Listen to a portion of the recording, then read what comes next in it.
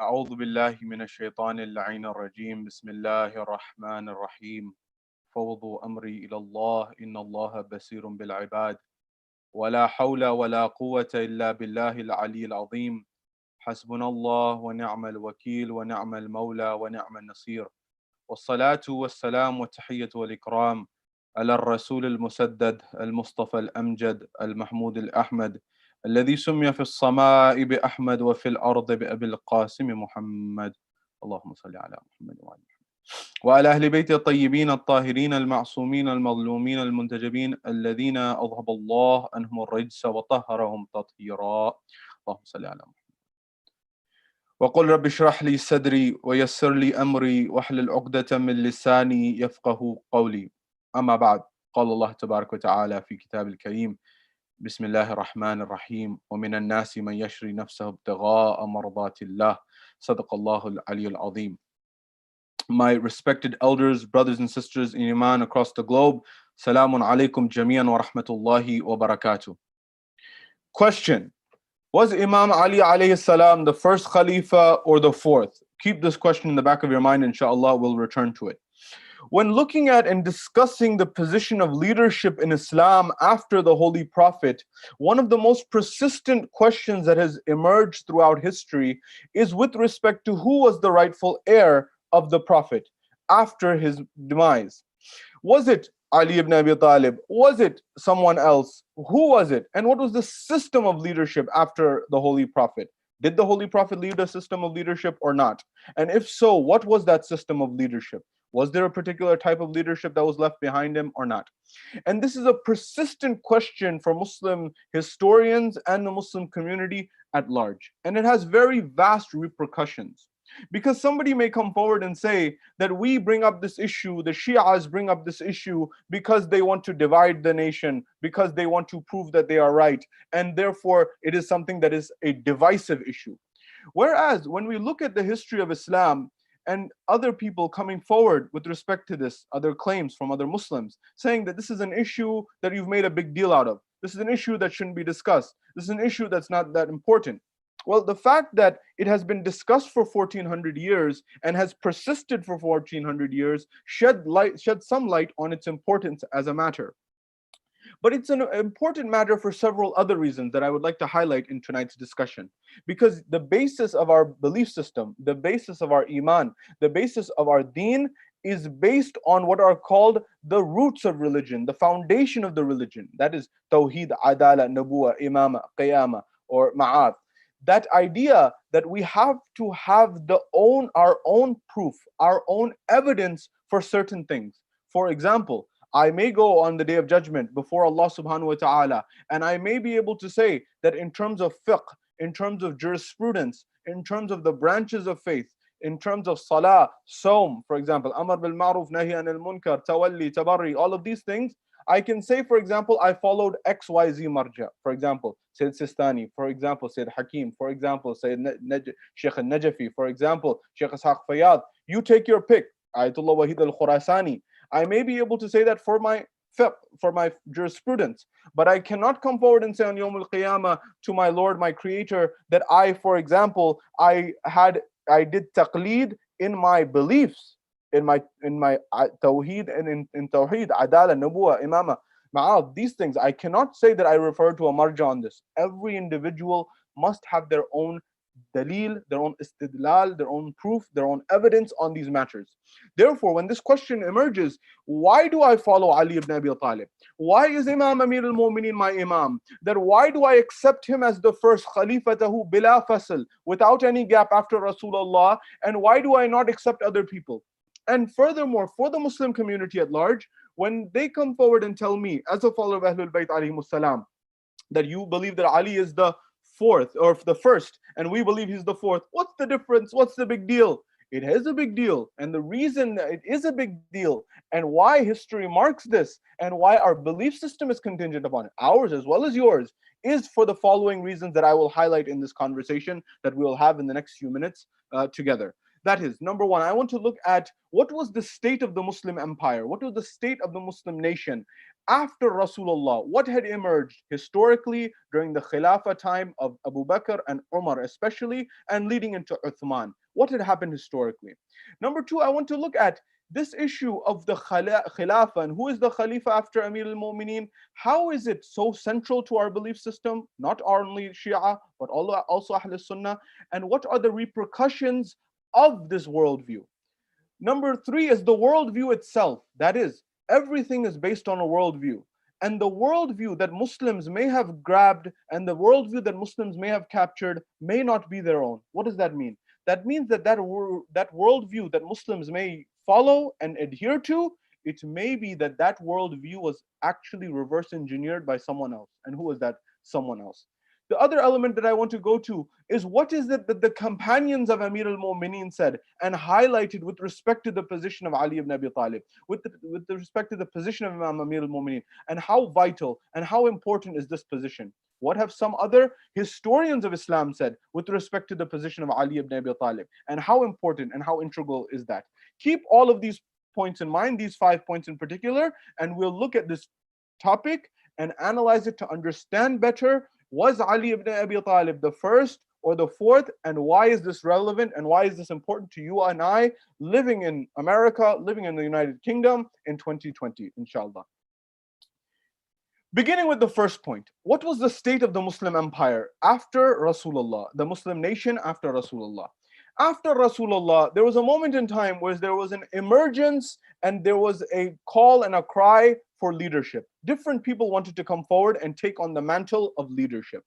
And in this, we saw that there was a gathering at Saqifa, Banu Sa'ada, where there was an argument or discussion amongst the different companions or the so-called companions of the Prophet. And when they began to discuss and have this argument amongst themselves, there was no consensus amongst the companions at Saqifa Banu Sa'da. There was no consensus. Up until the point that Umar ibn Khattab draws his sword and he says that I will end anyone who does not pledge allegiance to Abu Bakr. And it was something that is called fear and trepidation emerged, that if you do not pledge allegiance to Abu Bakr, then you will be killed. And so this fear, this trepidation emerged. Historical facts. This is not to divide anyone or any nation. I'm laying out the facts for the world to see. That is, one makes their own decision based on the analysis. So it was a fear of trepidation and compulsion and coercion that one must follow Abu Bakr, otherwise Omar drew his sword. This was the first level. When he became the Khalifa Abu Bakr, he established a system where he was the person who was ruling over the nation. As time progressed and it came into the era of Omar, Omar was not appointed and did not rise to the state of Khalifa the same way that Abu Bakr did. Abu Bakr was appointed how? It was, they say, a vote which had coercion in it because Omar instigated it. But nonetheless, they say it was a democratic vote. By the way, Plato, Aflatun, was against democracy for this very reason. Why? Aflatun, Plato argued in his Republic that whenever you will have democracy ruling, you will have mob rule. You see this in today's world today. People are coming forward and saying, open up the city, open up the country, open up the world, because we want to get back to our normal lives. But the experts in the field are coming forward and saying, you don't know this ramifications of this from a scientific perspective, for example. You don't know the ramifications. The people who are experts in infectious diseases, they are the ones who should be consulted. This is what Plato argued, that if you ask the lay person, the person who's voting in society, if you ask them what they want, they may not have expertise in that matter. And it is not until all the philosophers become kings and all the kings become philosophers.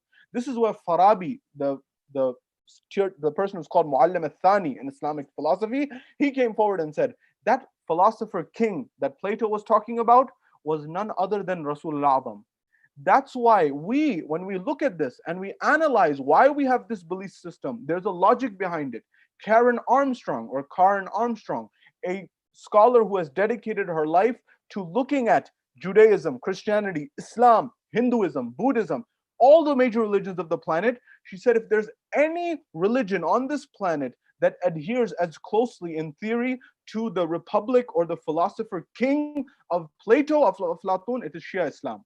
Because they have a system of 12 vicegerents, 12 princes to lead one after the other, and they have philosopher king theory, but in practice it was not implemented because of what people did to the imams. I say this because, coming back to the point, Abu Bakr is appointed through the political system, the general consensus that was coerced. Number one. Number two, Omar was appointed how? Was it a vote again? No. Omar was appointed by Abu Bakr, direct. First one appointed the second one. Well, when Omar came to power, what happened historically? When he came to power, you look at the history, you look at the data, you see that the Muslim empire began to expand. When the Muslim empire began to expand, it expanded into Persia and other places as well. So the economic growth of the empire began to grow as well. And the amount of influence that Omar had began to expand. And there was a vested interest amongst people to keep the status quo going. Why? Because they were conquering lands. As they were conquering lands, they were going towards, for example, Andalus in Spain, and Granada and Cordoba on one side, and they're going towards, for example, Persia on the other side, and they're expanding in every way. Well, as this expansion and the conquering continues, what happens? Wealth increases, income increases. The more lands they conquer, the more wealth and more income comes from the looting and the plundering, for example, or whatever was going on. And so as a result of that, the people wanted to maintain the status quo. Why? Because they were living well, they had good income, they had good wealth. As the empire is expanding, they're doing well. And this led to an environment that there was tumult, and there was a situation and a scenario where amongst the chieftains who were leaving Omar and his likes, there was some treachery, to the extent that Ayatollah Hakim in his book, he highlights this point, and he said that on his deathbed, according to not him only, he cites Ahl Sunnah scholars, that Omar on his deathbed, after he had an assassination attempt on his deathbed, he called out and he said to the chieftains of Quraysh, the people who were close to him, I doubt and I wonder as to whether this assassination attempt that was done on me was done with your knowledge and insight. You knew about this. He's highlighting that they didn't have trust amongst one another. Furthermore, in Tariq al-Tabari, is Tabari a Shia scholar? Tabari is not Shia, he's from Ahl Sunnah. Tabari highlights that Omar did not allow any of the companions, any of the Sahaba, any of the people who were the companions of Rasulullah to leave Medina. He did not permit them to leave Medina. Why didn't he permit them to leave Medina? Because he had a fear that if they go to another town, they leave Medina, they go to another town, a nearby town, they become a saint there. The people begin to praise him. They begin to say, wow, you're a companion of Rasulullah. We never saw a companion of Rasulullah. They began to revere him. He gets clout. He begins to get a gathering. He begins to get forward. And he says that I can build an army, and he goes to attack Medina. And then if you do have 10, 20 different companions doing this, this would cause and lead to instability in Umar's rule. Therefore, he did not allow any companion to leave Medina except unless he appointed severe surveillance and vigilance over that person. Tariq al-Tabari. Said Hakim's highlights this research from Tariq al-Tabari, or the history from Tariq al-Tabari. This is how the tumult and the environment had emerged during the time of Umar. So the seeds of discord had begun to be sown. Uthman's time as well. Uthman historically was the first Umayyad ruler in terms of lineage and in terms of heritage. He was Umawi. Umawi meaning the same line and the same tribe, the same clan as Muawiyah ibn Abi Sufyan. The same tribe, the same clan as, for example, Yazid ibn Muawiyah. The first one from that line was Uthman bin Affan. Now, when the question emerges about Ali ibn Abi Talib, look at how it's happening. The first one, Abu Bakr, he is appointed by what is said to be a vote of the general consensus, which had an element of coercion in it, number one. Umar was established how? Because the first Khalifa appointed the second Khalifa. It was not a democracy or democratic vote. The third, how did the second to third transition happen? Well, what happened was that after Umar, there was a council of a few people, about 6 people, one person with a veto power, Abdurrahman bin Auf, he was given veto power. Ali ibn Abi Talib was part of that council, and he said, Ali ibn Abi Talib said his case, and they did not accept. He's Amir al-Mu'mineen says, you know that I am vested with, after Rasulullah, I'm the one who has the most authority. Yet they denied him, and they gave veto power to Abdurrahman ibn Auf. This council of 6, 7 people, they got together, and then it was another, a shu'ara as they call it. That was how the third was appointed. And then how was the fourth appointed? The fourth was appointed when the people went to the door of Ali ibn Abi Talib and they said, Ya Ali, Ya Amir al-Mu'minin, we have nowhere else to go. You are the only one to save us. And so the people asked Ali ibn Abi Talib to take over. This is what happened historically. Therefore, are you telling me that Rasulullah had not established any system of governance? Rasulullah had not established any system of leadership? Therefore, how can it be that one was elected, one was, for example, appointed by the first one was, for example, appointed by a council with one person having veto power, and then finally the popular opinion, the people went to the door of Ali ibn Abi Talib? How four different ways? How is that possible? And then you say on top of that, it's not important. Ali is first or fourth, it doesn't matter. It does matter. Why? Because when you look at the books of Ahl Sunnah, of our brothers in Ahl Sunnah wal Jama'ah, you will realize there is a tradition that is found there that is considered to be authentic by them. What does that tradition say? That tradition says very clearly and categorically that the one who dies without ma'rifah or without knowledge, for example, man mata walam ya'rif imam zamanihi mata mitatan jahiliya, that the one who dies without cognizance, ma'rifah, knowing the imam of their time, dies a death of jahiliyyah. There's another tradition amongst our brothers in Ahl Sunnah wal Jama'ah that says that the one who dies without giving bay'ah to the imam of their time dies a death of jahiliyyah, a death of ignorance. Now, ignorance in this sense does not mean that they did not know. No, it refers to ayyam jahiliyyah, the days of jahiliyyah, where someone who was listening to the message rejected the message. That is the likes of someone like, for example, those people who were Abu Jahl or Abu Lahab, or these people who heard the message and rejected it. That means it was those pagans who rejected the message of Islam. That means it's a big thing that person's akhirah is not to be, that person's akhirah is in question. So therefore, principle number one, that mamata walam ya'arif imam zamani, the one who dies without ma'rifah. But no, the tradition from our brothers in Ahl Sunnah says the one who does not give bay'ah to the imam, that person is gone astray, or jahiliyyah, is in the state of jahiliyyah. Number one. Now, if Abu Bakr was appointed, and therefore Abu Bakr is the imam, if that's the belief system, therefore that means that those people, Omar, did he give bay'ah? Did Uthman give bay'ah? Did Ali ibn Abi Talib give bay'ah? These are questions that are very important. And that means that if Ali ibn Abi Talib was the first, and he was the rightful, and he's the one who is Khalifatahu bila fasl, and Ali ibn Abi Talib is the rightful one, and Abu Bakr took his seat, or Omar took his seat, or Uthman took his seat, that means that they have erred. That means they have made a mistake. Why? Because the hadith of the Prophet is saying very clearly, the tradition of the Prophet is saying very clearly, that the one who does not give bay'ah to the rightful imam of their time, they're dying a death of ignorance. That means that we must look at what's right. We must look at what is truth. We must look at what is the righteousness. In fact, furthermore, the tradition says, يَوْمَ نَدْعُ كُلُّ أَنَاسٍ بِإِمَامِهِمْ. That is on the day of judgment, on the day of resurrection, that when we will be in the court of Allah subhanahu wa ta'ala, after resurrection, in the day of judgment, that every imam will be raised, every person will be raised with their imam, their guide. That means if someone took someone else besides Ali ibn Abi Talib as their imam, they will be raised with that person. For example, if Ali ibn Abi Talib is on one side and Muawiyah is on the other side, one group will be raised with Ali ibn Abi Talib, the other group will be raised with Muawiyah. Who's right? If both of them are claiming to be the leader, one of them's right, one of them's wrong. Furthermore, when we look at this question about what is right and who should be followed and who's the righteous one to follow, how can we say that at one moment Muawiyah is fighting against Ali ibn Abi Talib in Siffin? How is it that we can say in the Battle of Camel, the Battle of Jamal, Ali ibn Abi Talib is on one side, and on the other side you have Talha, Zubair, Aisha, that they're both right? These questions have to be answered. That's why the issue of Ali being first or fourth is so critical within Islamic history. Because if you say that Muawiyah is also right, and Talha and Zubair and Aisha are also right, and Ali is also right, that means that, are you being consistent across the board? What do I mean here? Because if you look at the history of Islam and the histories of Muslims, when it came to the issue and when it came to the matter of those people who opposed Abu Bakr, what happened? What did they say? Ibn Abi Quhafa, what did they say?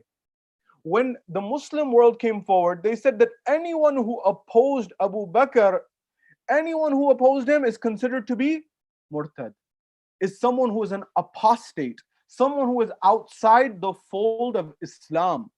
This was the statement. that anyone who opposes is Abu Bakr, the first Khalifa according to Muslims, that person, that is considered to be an individual who is somebody who is murtad, outside the fold of Islam, apostate. But what do they say? Stay right there. If that's your view, that anyone who opposes the Khalifa of the time, that person's an apostate, stay there, don't move. Stay right there philosophically in your mind. Okay, what about someone who opposes Ali ibn Abi Talib at the Battle of Siffin, at the Battle of Jamal? What about those people? The person who comes against Ali ibn Abi Talib at Jamal, Talha, Zubair, Aisha, the people who come against Ali ibn Abi Talib at Siffin, Muawiyah, are they also people who are murtad and apostate because they came against the Khalifa of the time? The Muslim world comes back and says, no, they made an error in ijtihad. They made an error in their deduction of their analysis, and that's an error in judgment. Ali was more right, and these people were wrong. Hold on a second. 1 second, you're saying the person who opposes the first Khalifa, that person is murtad, outside the fold of Islam. On the other side, you're saying the person who opposed Ali ibn Abi Talib, the people who not only opposed him, they went to battle against him, they went to fight him. That those individuals are somehow they made a mistake in ijtihad. You're giving them a clean pass, a to-go pass, a get out of jail free card. Why this double standard with respect to Ali ibn Abi Talib? Why this dual standard? Why it may very well be what we said at the beginning of our lecture series. Your worldview.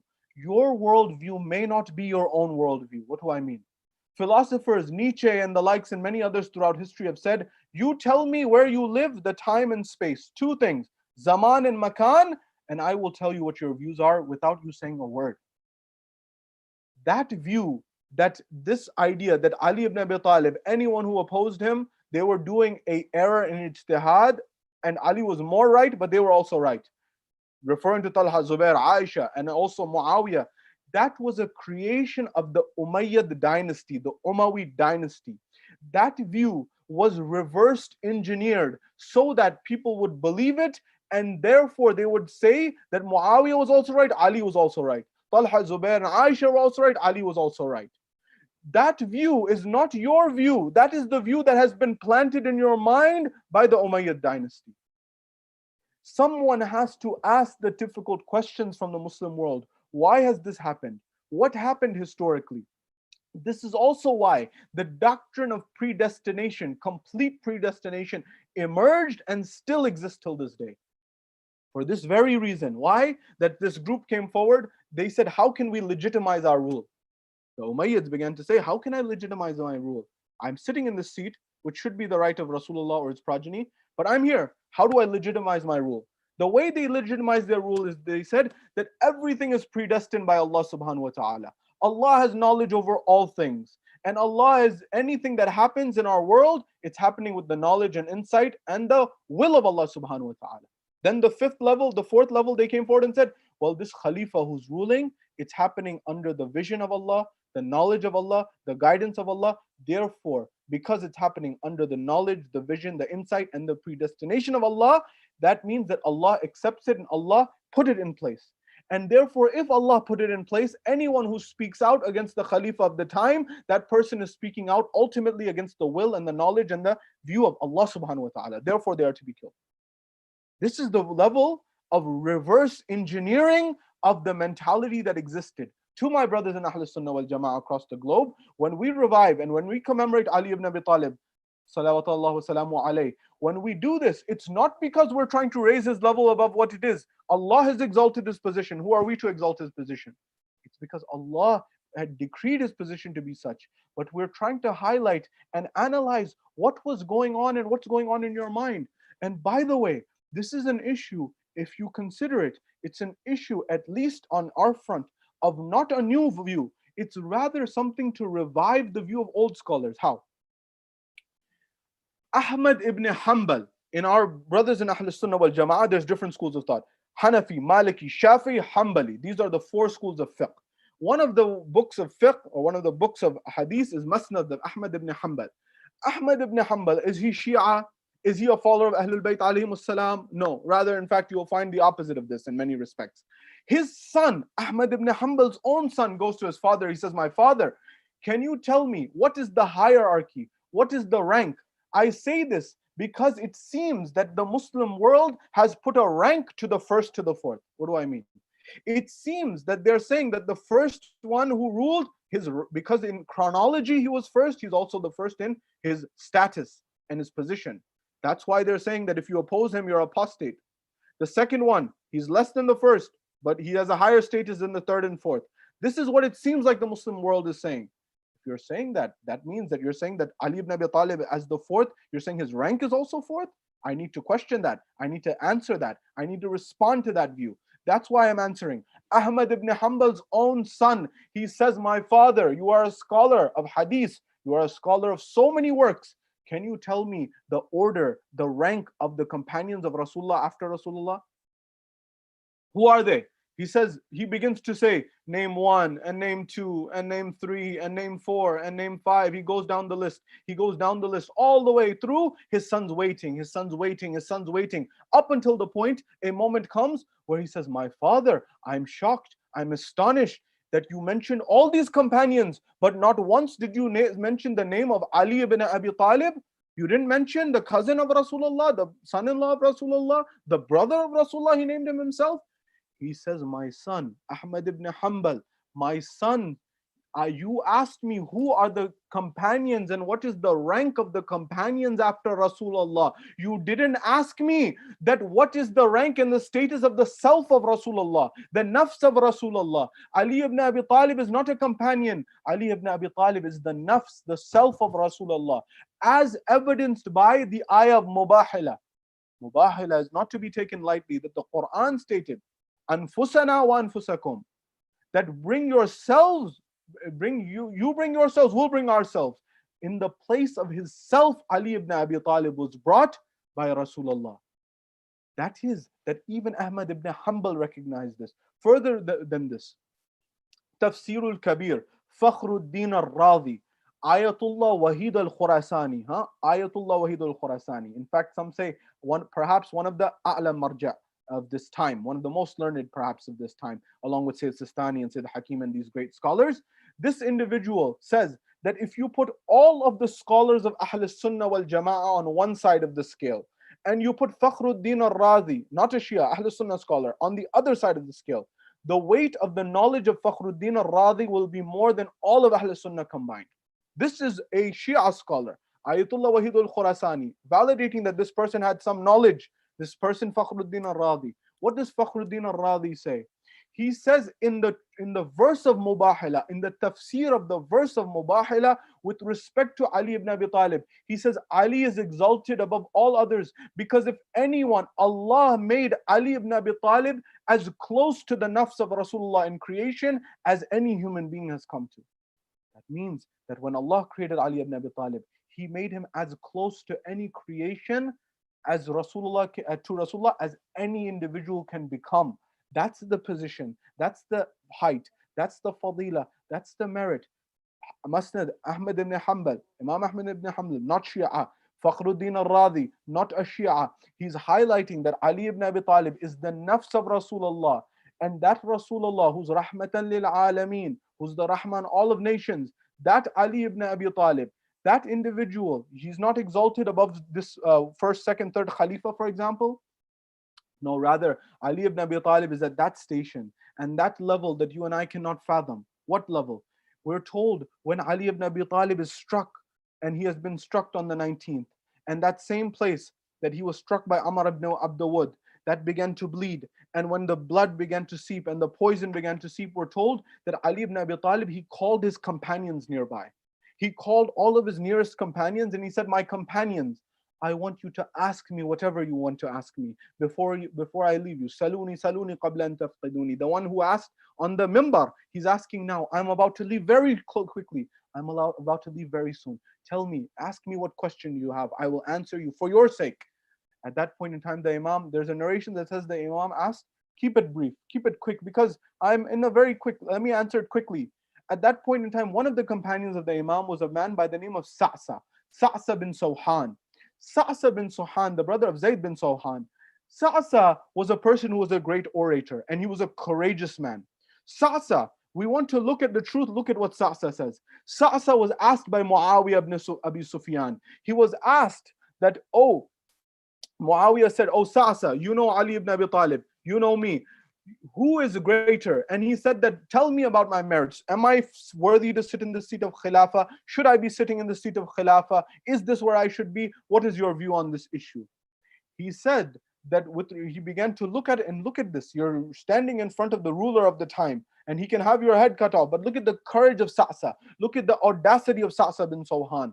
He said that this place, the people, those who rule by might, those who rule by fear, those who rule by entrenching and implanting fear in the hearts of people, those are not true rulers. He says, by Allah, on the day of Badr, you did not have a sword nor an arrow in your hand for the Muslims.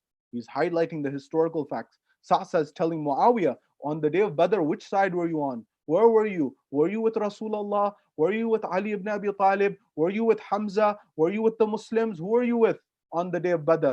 He says, on the day of Badr, you did not have an arrow nor a sword in your hand for the Muslims. No, rather, you are a tulaqa ibn tulaqa, that you are a freed person and you are the son of a freed person. Referring to what?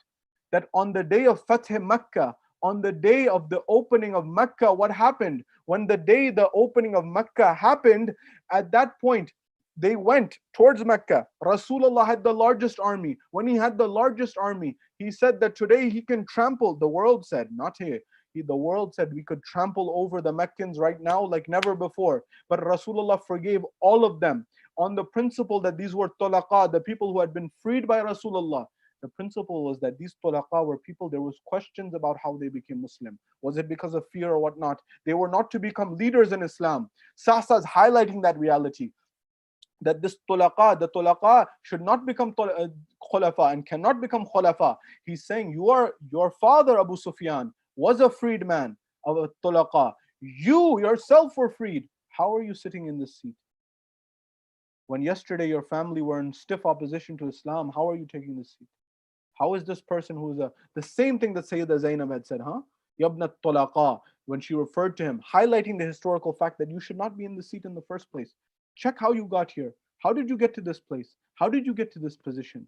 Nonetheless, with respect to this reality, Fakhruddin al-Radi, Ahmad ibn Hanbal recognized this idea that Muawiyah and his henchmen and his likes must be careful, must be mindful before they take over the seat. This same Sa'sa, when Ali ibn Abi Talib has been struck, he has a conversation with Imam Amir al-Mu'mineen. The conversation continues in the following way. Which way does the conversation continue in?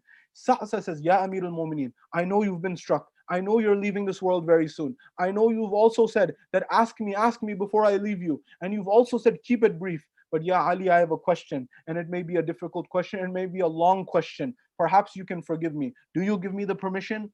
This same Sa'sa, who responded to Muawiyah, asked this to Ali ibn Abi Talib. Amir al-Mu'mineen says, Sa'sa, you have the permission. Ask me what you want to ask me. At that point in time, he said, Ya Amir al-Mu'mineen, are you afdal? Are you higher? Is your merit higher? Is your position higher? Is your status higher? Allama Majlisi narrates this. According to him in his writings, he says that Amir al-Mu'mineen says to Sa'sa, that when you ask this question, it's a big question that you asked. At the same time, he says that it does not look good that a man should compliment himself with his own tongue. Yet, that Allah subhanahu wa ta'ala has also stated, Allah Azza wa Jal has also stated, وَأَمَّا بِنِعْمَةِ رَبِّكَ فَحَدِّثْ, that make known the apparent praise, make known the ni'mah, the blessing of Allah upon you, make it known. Therefore I make it known to you. O Sa'sa, according to Allama Majlisi, Amir al-Mu'mineen says that when Sa'sa began to ask this, he says, Ya Amir al-Mu'mineen, are you greater in merit, or is Adam alayhi salam greater in merit? At that point in time, Amir al-Mu'mineen says, Ya Sa'sa, that know that I am greater than Adam. Although Adam is exalted, although Adam is elevated, I am greater than Adam. Why? He said, because Allah subhanahu wa ta'ala told Adam not to go towards, they say, for example, they translate it as a tree, but it was, according to the tradition, it was a wheat. It was wheat grass or wheat tree. At that point in time, when he said this, Adam alayhi salam, he went towards it and he began to eat because he had been deceived by shaitan. Our sixth Imam was asked about this as to how did Adam do this? Did he make a mistake? Did he do an error? No. The Imam comes forward and says that Adam responded to this and said that I could not fathom that someone would lie. The concept of a lie was not known to me at the time, or was not aware that someone could say by God and it could be a lie. So I was deceived. when he was deceived and this happened, he went towards the grass, the wheat grass, and he ate it. And therefore he was moved out of Jannah. Now, is it this Jannah, the world of in this world, or the other world? That's another debate for another day. Nonetheless, Amir al-Mu'mineen says, he says, Sa'sa, this was Adam, and it was not haram for me to eat wheat, but my entire life I ate nothing except barley bread, that too which had become dry and stale. This was Adam, this was me. Although it was not mandated, I made sure that I never came near wheat. I made sure that I ate barley. Although it was difficult, although it was a hardship, I made sure that I did this. Number one. Sa'sa continues, he says, Ya Amir al-Mu'mineen, are you elevated or is Nuh alayhi salam elevated? Are you elevated or is Noah elevated? At that point in time, Ali ibn Abi Talib says that Sa'sa, no, that Nuh is elevated, but I am more elevated than Nuh. Why? Because Nuh preached for 950 years, but yet, despite all the difficulties, he finally cursed his nation. He finally prayed for Allah to remove his rahmah from the nation, and Allah did so. He said, Sa'sa, 25 years that I went through were worse than the years that Nuh went through. They were more intense than the years of Nuh. And yet I did not ever pray to Allah, nor did I ever curse this nation, nor did I pray for Allah to remove his rahmah from this nation. This was my heart. He says, Sa'sa, he begins to ask, Ya Amir al-Mu'mineen, Ya Ali. He says, Ya Amir al-Mu'mineen, you are going to depart very soon. Just tell me, are you more elevated or is Ibrahim more elevated? He says, Sa'sa, no, that Ibrahim is exalted. Ibrahim is elevated, but I am more exalted, more elevated than Ibrahim. He says, why? He says, because Ibrahim, he asked Allah to show how will you resurrect the dead? How will you bring the dead back to life? Allah says to Ibrahim, Ibrahim, do you not have certainty? Do you not have belief? Do you not believe that I can do this? The one who gave you life in the first place? He says, no. He says, Ya Allah, he says to his Lord, that so that I can increase my yaqeen, my certainty and the tranquility in my heart, that I can have a sense of certainty and belief, and seeing this to increase my certainty and my yaqeen and have peace of mind and peace of heart. This is what Ibrahim says. He says, I, Ali, had said in my life, لَوْ قُشِفَ الْغِطَاءَ لَمَا رَزَقْتُ يَقِينًا, that if you remove the curtains of the world, of the universe, of the secrets, still the yaqeen, the certainty and the certitude of Ali ibn Abi Talib will not increase. This is Ali ibn Abi Talib. Therefore, he's more elevated. Sa'sa says, Ya Amir al-Mu'mineen, you are Musa alayhi salam. Very interesting. At that point in time, we're told that Ali ibn Abi Talib says, Musa was very exalted. He was very high, but I'm more exalted. He says, why, Ya Amir al-Mu'mineen? He says, because when Musa alayhi salam, when Allah told him, اذهب ila Fir'aun innahu tagha, that go towards Fir'aun, he has transgressed, he proceeded. When he proceeded forward, there was a moment where he killed a young boy, a young Egyptian. When he killed him, at that point in time, he fled the city. When he fled, when he was going back towards Fir'aun, at that point in time, we're told that Fir'aun, at this moment, Musa alayhi salam asked for a companion. He asked for Aaron. He asked for Harun as a supporter to help him in speech and to help him in protection and to help him in all these other things. When he asked for this help, he was a great prophet, but he asked for help. He says, Ali ibn Abi Talib says, I was asked by Rasulullah, I was asked by the Holy Prophet to deliver Surah Al-Bara'at. I was asked by Rasulullah to deliver Surah Tawbah to the Meccans and tell them that you are to leave Mecca because Allah is upset with you transgressing all your bounds and transgressing all of the agreements. You are to leave. He said, when I went there was not a single person in the city of Mecca. After I left Medina going towards Mecca, there was not a single person in all of Medina that did not have at least one relative who had not been killed at my hands in the battle of Badr and Uhud and the likes. Because every person had either a cousin, a brother, a relative, someone who was near, someone who was dear, who had been slaughtered at my hands. They all had animosity. They all had hatred. They all had all of this towards me, and yet I went towards Mecca with Surah Tawbah, with Surah Bara'at, and I stood on the mount. And Mecca is that place where one should preserve the sanctity of the Kaaba. At that point, Amir al-Mu'mineen was not wearing any armor. In front of all of these people, he went towards the Kaaba. And by the Kaaba, he stood there and he says, Surah Bara'at, Surah Tawbah has been revealed. He recited onto them and said, you are to leave. Only the courage of Ali ibn Abi Talib could allow for this happen. He says, Sa'sa, therefore, as elevated as Musa is, I never asked for a companion. I never asked for a support. I always at every moment went with myself or I supported Rasulullah. Furthermore, he continues and he says, Ya Amir al-Mu'mineen, are you more elevated or Isa? Who is more elevated? At that point in time, he says, Isa is very elevated, but I am more elevated. Why? Because when the mother of Isa was going to be, when Isa was going to be born, the mother of Isa, Maryam alayhi salam, she was in the vicinity of the house of worship of God. And Allah said that this is a place of worship. You are to leave here. You are to leave this vicinity. This was the mother of Isa. At the same time, when I was to be born, my mother was not in the Kaaba. She was outside of the Kaaba, but she was invited inside the Kaaba so that I am to be born inside the Kaaba. Isa's mother was asked to leave the vicinity because this is a holy place. My mother was asked to enter into the very house of God in order for me to be born. These are the fadail and the merits of Ali ibn Abi Talib as highlighted by Imam al-Majlisi and other scholars such as Sayyid Shirazi and others throughout history, referring to the author of Shabahai Peshawar, the Peshawar Nights. These various scholars have highlighted this tradition that Sa'sa understood at the final moments of Ali ibn Abi Talib. If there was anyone, there was only Ali ibn Abi Talib who was supposed to be the rightful Khalifa after Rasulullah. And those people who took this position, they must understand that the same way that you treat Abu Bakr and you say that Abu Bakr, anyone who opposed him is an apostate and left the fold of Islam, then don't have a double standard. When you say Ali ibn Abi Talib and you say that's the one who opposed Ali ibn Abi Talib, the same principle should apply. The same concept should apply. And that is that that person, whether it's Talha and Zubair or Aisha, or whether it's Muawiyah, anyone who went against the position of Ali ibn Abi Talib, that person must be apostate. Yet this does not exist. This fairness does not exist amongst the Muslims today, unfortunately. I ask this question and I leave this question for the Muslim Ummah.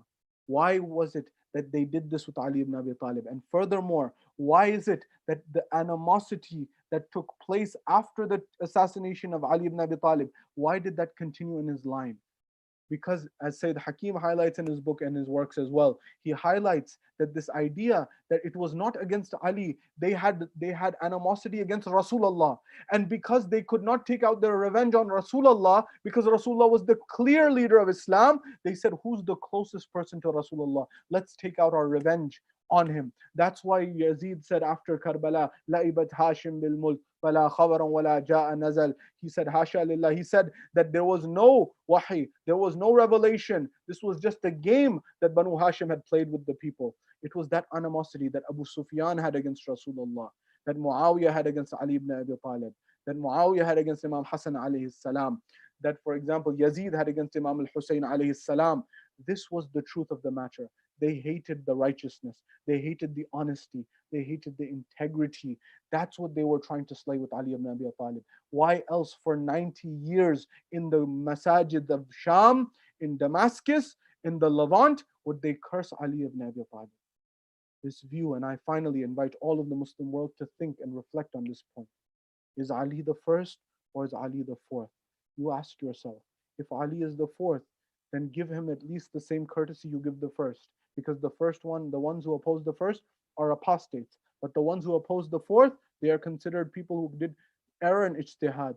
Why this generosity for the people who opposed? Because that view is not your view. That view was created by Umayyah. View was created by Banu Umayyah, by Muawiyah, by his children, so that you do not question them and you legitimize them. And this may be being used till this very day. Ali ibn Abi Talib was the rightful Khalifa, was the rightful Imam, was the rightful leader after Rasulullah, as testimony by the state and the environment after at Ghadir, at Dawat al-Ashira, and throughout time. Ali ibn Abi Talib is the Khalifa bila fasl of Rasulullah. And how did this world treat Ali ibn Abi Talib? That now at this point the blood has seeped and he has been buried and the people begin to cry. Ali ibn Abi Talib says that live amongst people in such a way that when you are alive, they crave for your company. And when you die, they weep for you. What a mu'min was Amir al-Mu'mineen, the master, the commander, the prince of the believers. that when he left this world, not only did the orphans of Kufa cry, not only did the widows cry, only did the poor cry, not only did the blind cry, not only did the disabled cry, not only did anyone who was marginalized in society cry. Till this day, 1400 years later, you and I cry because the world has not seen justice after Ali ibn Abi Talib. The world has not seen sincere leadership after Ali ibn Abi Talib. The world has not seen integrity of leadership after Ali ibn Abi Talib. The world is starving for truth and justice and equity. And that will only be established when the Imam of our time, Imam Sahib al-Asr al-Zaman, emerges, which we pray for the hastening of the reappearance of the Imam of our time. ألا لعنة الله على القوم الظالمين وسيعلم الذين ظلموا أي منقلب ينقلبون إنا لله وإنا إليه راجعون صلى الله عليك يا رسول الله صلى الله عليك يا أمير المؤمنين صلى الله عليك يا فاطمة الزهراء سيدة النساء العالمين صلى الله عليك يا حسن المجتبى سلام على الحسين وعلى علي بن الحسين وعلى أولاد الحسين وعلى أصحاب الحسين اللهم لعن قتلة أمير المؤمنين